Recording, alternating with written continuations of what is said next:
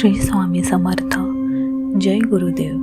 गुरुचरित्र हा एक असा ग्रंथ आहे जो भक्तांच्या सर्व मनोकामना पूर्ण करतो. आज आपण जाणून घेणार आहोत गुरुचरित्र 18, जो अत्यंत चमत्कारी अध्याय मानला जातो. या अध्यायाचे भक्तिभावाने पठन केल्यास सर्व इच्छा पूर्ण होतात आणि भक्तांना गुरुकृपा. श्री स्वामी समर्थ. जय जय स्वामी समर्थ. आज आपण गुरुचरित्र अध्याय 18 पाहणार आहोत. श्री गणेशाय नमः. श्री सरस्वते नमः. श्री गुरुरोभ्य नमः. जय जया सिद्धमुनी, तू तारक भवानी, सुधारस आमुचे श्रवणी, पूर्ण केला दातारा. गुरुचरित्र कामधेनु, ऐकता न धाये माझे मन, कांक्षित होते अंतःकरण, कथामृत ऐकावया. ध्यान लागले श्री गुरुचरणी, तृप्ती नवे अंतःकरणी, कथामृत संजीवनी, अनेक निरूपावे दातारा.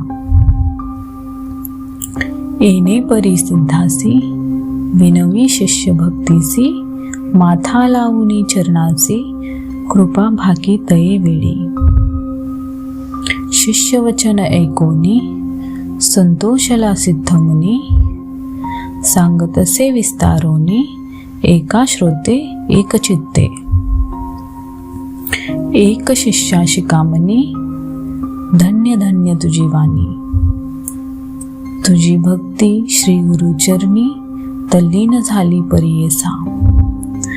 तुझ करिता आम्हासी, चेतन झाले परियेसी. गुरुचरित्र अध्यतेसी, स्मरण झाले अवधारी.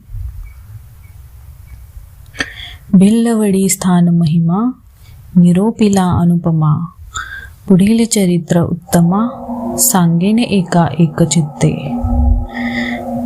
क्वचित काळ तये स्थानी, श्री गुरु होते गौप्योनी.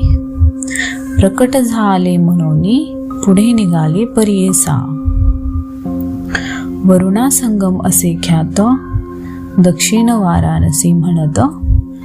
श्री गुरु आले अवलोकित, भक्तानुग्रह करवाया. पुढे कृष्ण तटकात, श्री गुरु तीर्थे पावन करीत. पंचगंगा संगम ख्यात, तेथे राहिले द्वादशाब्दे. अनुपम्य तीर्थ मनोहर, जैसे अविमुक्त काशीपुर. प्रयाग समान तीर्थ थोर, मनोनी राहिले परियेसा. कुरवपूर ग्राम गहन, कुरुक्षेत्र तोची जान. पंचगंगा संगम कृष्णा, अत्युत्तम परियेसा.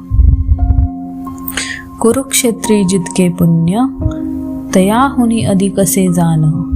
तीर्थे असती अगण्य, मनोनी राहिले श्री गुरु.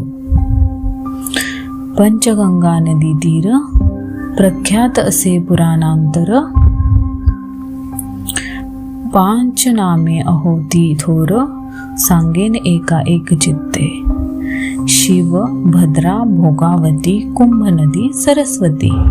पंचगंगा ऐसी ख्याती, महापातक संहारी.